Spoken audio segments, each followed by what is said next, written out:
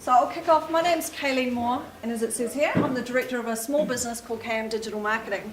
So my background is in sales and marketing for over 20 years, and I've had my own business for about 8 years now, starting in Hawke's Bay. So I started out as a small business on my own, and now we deliver solutions right throughout the country. So we have a central team here, and then I have staff that are remotely based around the country as well. So today we're going to kick in, now just to refer back to Hayley's little thing here, I'm expecting that we will have people sitting at different levels here through, I don't know what I don't know, through to, oh yeah, I've heard that before. What I wanted to cover off is, it is a shared experience and there will be people at different levels. What I'm not going to go into today is how you do specific things on social media, but do have your pens and your books handy, because I'm going to dump software and advice and locations and tools and things like that that you can use every day when doing your digital marketing that will help you. And if you want to know how to do something, I've got some great resources to get you going. Okay, so kicking off. It's going to be a bit hard without showing you this, but that's okay. Let's talk about the digital landscape first. Where does social media fit within it? So if you can imagine, we've got a whole raft of things that fit within digital marketing. We've got email marketing, we've got, who's heard of SEO before? So making sure that you can actually get found on search engines. You've got online advertising, and we've got reputation marketing I keep separate. Now there's a whole pile, I could show you a whole screen of 30, 40, hundreds of different things that fit into the realm of digital marketing, but for small to medium businesses, these are the things that I suggest we focus our time on. So if we specifically look at the realm of looking at social media specifically, would be really good to show you my screen of all the different networks that we have available. Who's heard of Facebook? Yep. Twitter?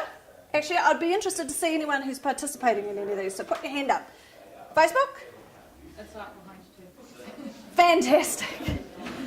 Is the mouse? This mouse is going there. No, I'll use the screen, don't worry. Okay, so there's a few here. So who's using YouTube for marketing? Fantastic. Twitter, did we get that one? Yeah. And who's using Google?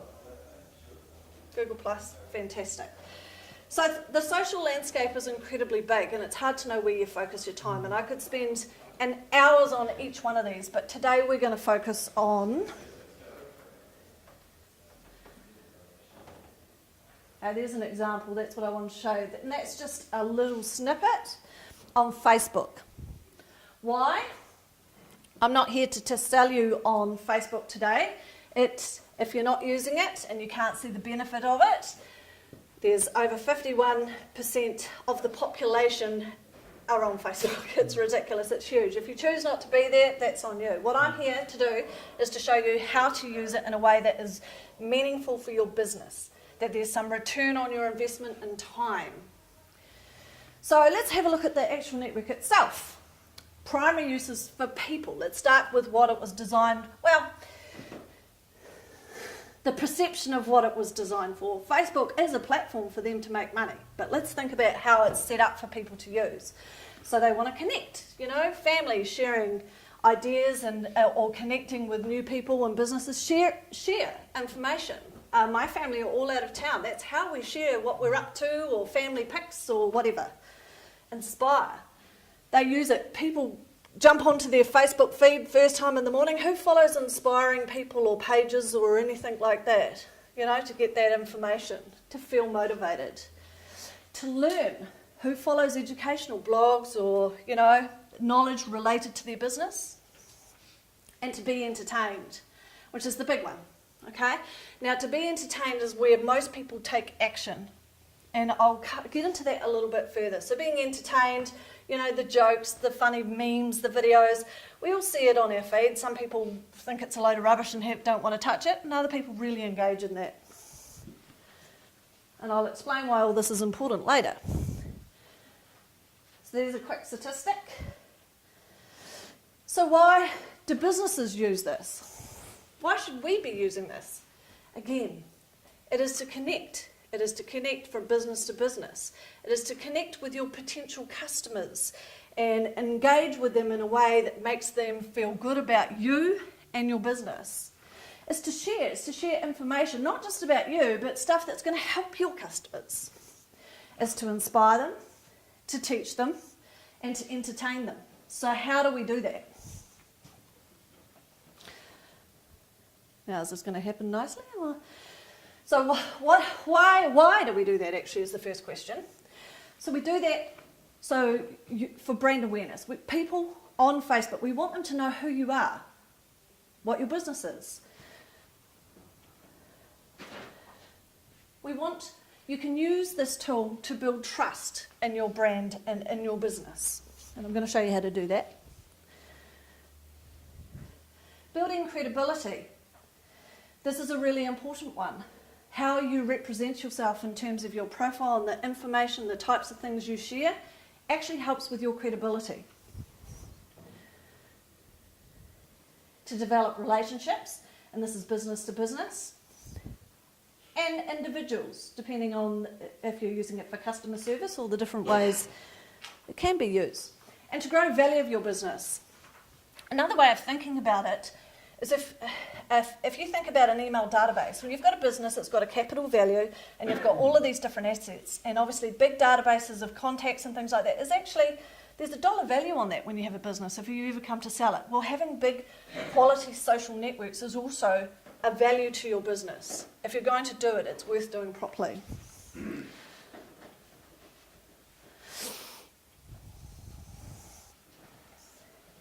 Now this one's an interesting one because when we talk about Facebook, I'm going to talk about it in two different senses. We've got what we call organic and paid. And if we think back to what I said about how people use Facebook, if you're slamming out on your organic feed a whole lot of stuff that's selling your services, how do you feel when you see it in your feed? How dare you interrupt my meme about dogs with your ad on toilet paper? Whatever, you've got to be very careful in the way that you position it. And while I'll get into advertising a little bit later, it's not a big focus for today, but I will explain how to do that well. Okay, so how do we do it? I'm going to cover some basics here. Let's think about it in the first sense. If you're going to do Facebook, do it well. Okay, make sure. If we think about where the decision-making journey of buyers, they're going to potentially use your Facebook page as a place to find out more about you. They'll go onto your website, they might go onto your page to see what sort of information you're sharing. So make sure it's set up properly. I know that sounds like 101, but you would be surprised how many big businesses do not get this one point straight. If you do nothing else, do this well. Make sure that you have your cover image set up, whether it be a beautiful image, make sure it's the right size so it's not all blurry or it's not too big. Make sure it's fit for purpose and it's relatable to your business, not a picture of a cat or a dog or something else. You can have fantastic videos which you can use tools online now to very easily create Facebook-specific videos. There's a piece of software called Aminio, AMINIO.com, which you can use if you just type in create Facebook cover image video. There's all sorts of free tools to do that for you. Try and post regularly. Lots of businesses will say, yes, you should post daily. We're small businesses. Who's got time to sit there every day and create content for that type of thing? I suggest weekly. And I'll get to it a little bit later on, but there's a way to do that where it's easy for you. We're all a small business. We haven't got time to spend hours and hours and hours on this for posting, because posting isn't necessarily going to get you a sale. It's going to achieve other things. Make sure you're about. So who's got the new story section filled in Facebook? Yeah, so that's part of something you need to get in there and do. It's helpful. They're going to go and read that stuff. And as a side note, I'm an SEO specialist, and if people aren't reading it, Google are. And you've got a link through to your website, right? So make sure you've got all your key information there with all those terms that are relevant. Lots of photos. You don't have to do it every week. You don't have to do it every year. Just get a bunch once a year and make sure that they're all there and they're good quality photos. And they can be of... Give me an example of one of the businesses we have here today. Travel. Sorry? Travel. Travel, well, that's a great one. Photos of places, people having fun. Make sure that you're evoking emotion with the content you put on, and I'll explain that a little bit further. How am I going for time, guys? 8 minutes, 20 seconds. To go.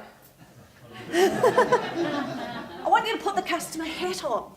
The biggest problem I see more often than not with businesses sharing on Facebook is it's all about them. They're sharing their news and what they've been up to and what's this and we've got this great new product. Or you know what? People aren't necessarily, that's great. That's what's important to you may not be important to your customer. So the key reason you're posting is to evoke emotion, to make people feel something. And if you don't make them feel something, then you're not achieving your goals. So we'll talk about the different things you might want to make them feel in a minute. But you need to put the customer hat on. Content that inspires them, that makes them feel good about you and your business. Content that helps them. Content that entertains them. And content that makes them think. If you get, the brain's a computer. Input, output. So if you post a picture of this on a Facebook page, you better be damn sure you're making sure that you're directing them into what you want them to think about it. I might say, white's my favourite colour, which one would you choose? Or it might, that's just a crappy post, but I'm trying to, I'm talking about the colour. Or it might be, what do you think it's on the other side? If you don't direct their thinking when you post an image, they could think anything. And you want to direct them to where you want them to go.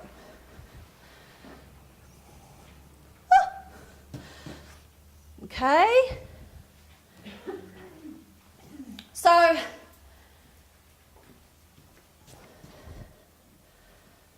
you want to plan for your Facebook postings. So one of my tips is with Facebook postings is you do it in a chunk.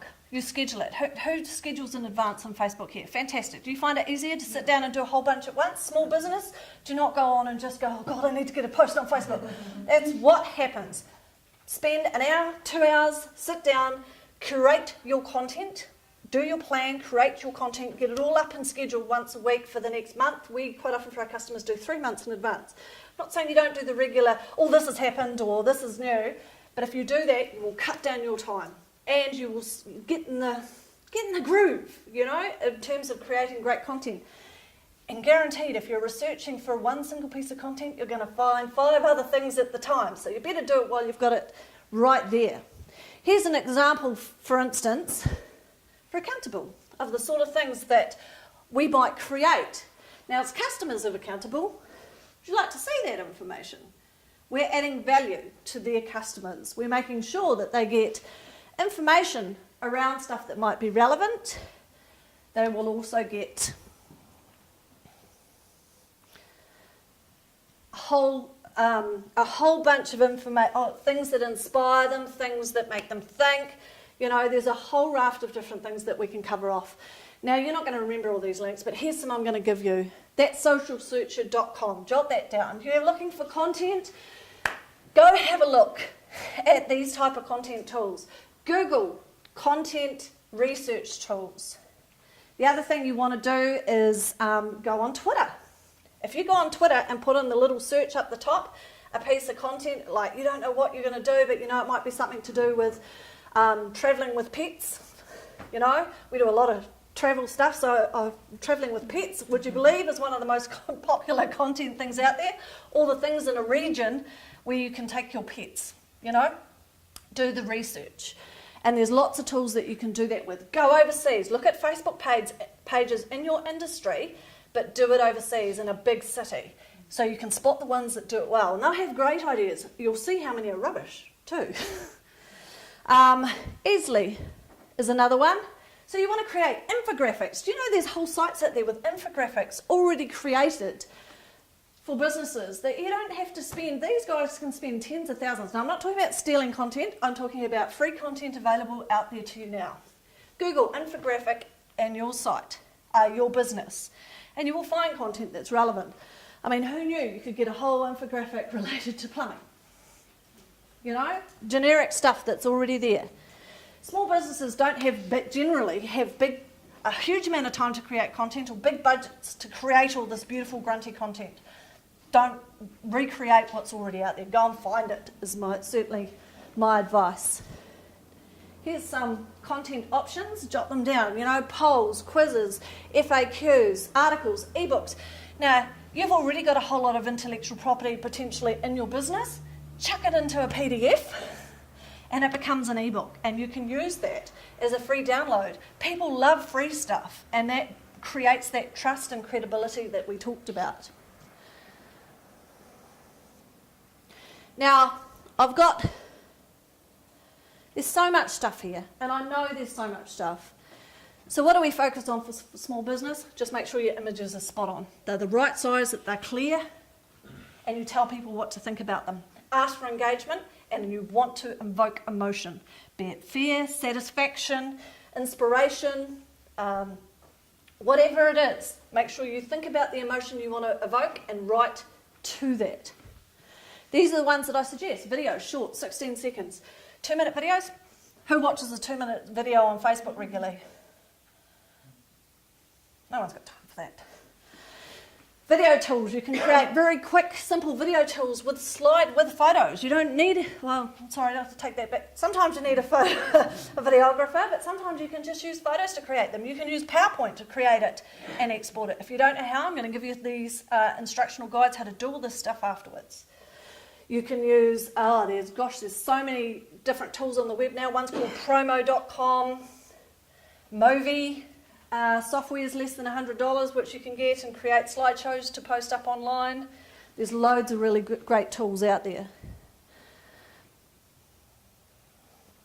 Here we're talking about, so you've got all this great content. How do I choose what to do? Evoke emotion, satisfaction, desire, trust, fear, inspiration, happiness, sadness, appreciation. Why? Why would you spend all this time doing this? Because your competitors may be doing it better and doing it well. Because for you, it is about creating that credibility and trust online. So we're just talking about the straight Facebook platform.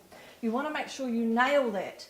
It makes you look professional, and you are creating those emotions by sharing great content. And you will get new customers from that indirectly when we think about the decision-making process of a potential buyer. 50-50. Now, this here. Now, let's switch this up. So we've talked all this stuff about posting on Facebook, but in actual fact, I recommend you spend 50% of your time on there liking other pages, commenting on their posts related to your business. Travel might be all these locations. Am I out of time? No. All these locations they go to. Someone in here had a decorating company. Yes? The sort of things. You're out there, all of the different things to do with weddings, you're out there commenting on their pages because your profile pic is a really good brand pic, right? And every time you comment, they see your brand. So pick pages with 7,000 or 8,000 followers and go and say something. Network. Spend just as much time networking as worrying about your posting. There's no point in posting on a page with 4 likes. You're wasting your time. Unless it's mine.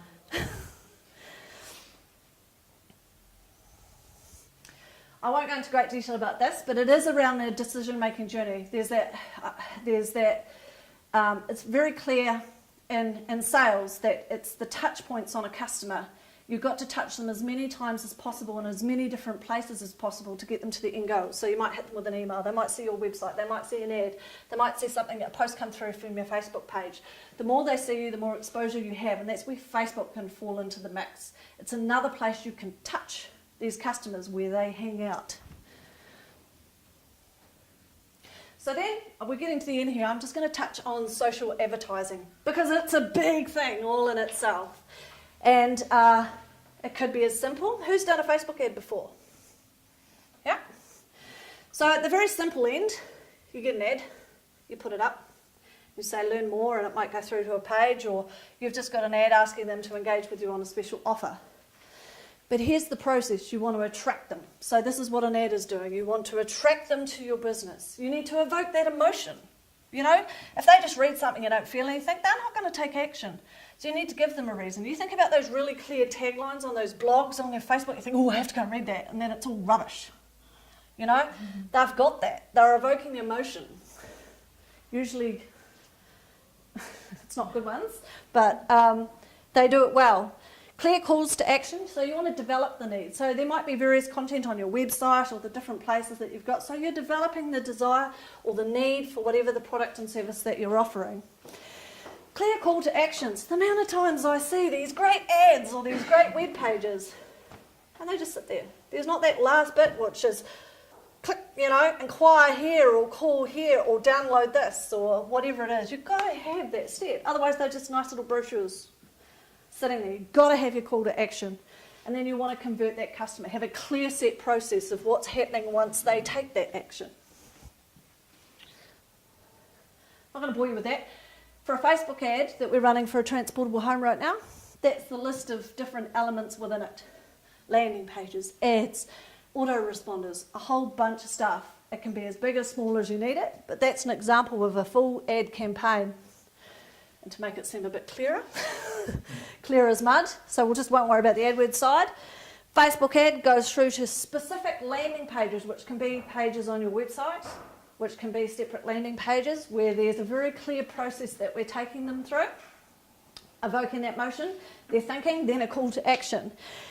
And then it might go where they fill in a form, and they immediately get a reply as soon as they've filled it in with an email saying, hey, thanks for doing that, that's really awesome, here's some other information you might like. You can take it the next step, which is they can get another email a week later and another a week later, depending on your business or what you're doing. This one is for a transportable home being advertised around the country, so it goes to a landing page.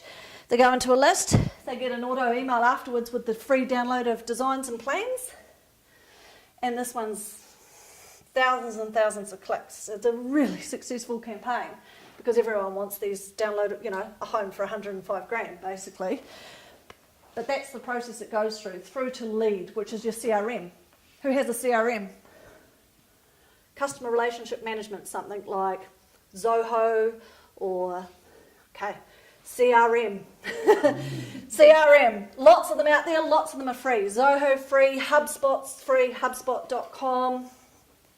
I use Highrise, it's a really cheap, great option. I have lots of integrations. That's where you bring your leads in and you process them and take them through that. There's Pipedrive, there's a whole bunch of them. But once you get them to here. That's your relationship management software. Even Xero, and they'll talk about that later this afternoon. Xero does have an element where you can have the contact in there, and I think you can now track conversations and things, but it's not quite as full on as some of the other stuff. So, how to do stuff that we've talked about today? Udemy.com. So there's two things. You want Udemy.com have thousands and thousands. UDEMY. Thousands and thousands of courses on SEO, on social media, on Facebook, on doing whatever you need to do. They're very inexpensive and they're really easy. People put their content and their courses on there and off they go. Or if you want free, Facebook Blueprint. And they have all the courses specifically of how to add this, how to schedule a post. You all want to know how to do that. Scheduling posts in advance, how to add video, how to do those specific things. Research, we've covered that. Plan, do it in chunks, save yourself some time. Execute, check it. Don't just do a post and walk away. Make sure that it looks the way it looks. No fuzzy photos, ever. Not even if it's a great photo, ever. And check. Now check is, some social media specialists will spend hours talking about how important the data is. And it is important, but we're small business. We don't have hours to delve into all the data. Do an overview though. I do recommend. That post is better than that post. Why? What is it? And make sure you ask for engagement. You want people, it's no longer the days of we have to get thousands of likes. You want people to engage with your brand. So there we've covered organic Facebook and touched on a little bit of paid Facebook and social media as a whole. And that's me. Hope I wasn't very interactive because there was so much to get through. I did have plans of going through that. But does that sort of give you a bit more to go on? Udemy.com, Blueprint. Posting tools, use the posting tools. Photo sites, free photos, make sure they're licensed. Story blocks, Canva. Who uses Canva? Canva.com, the best online tool you can use for creating great graphics on social media in 2 seconds. They have all the templates. How do you spell it? Canva.com. Thank you very much.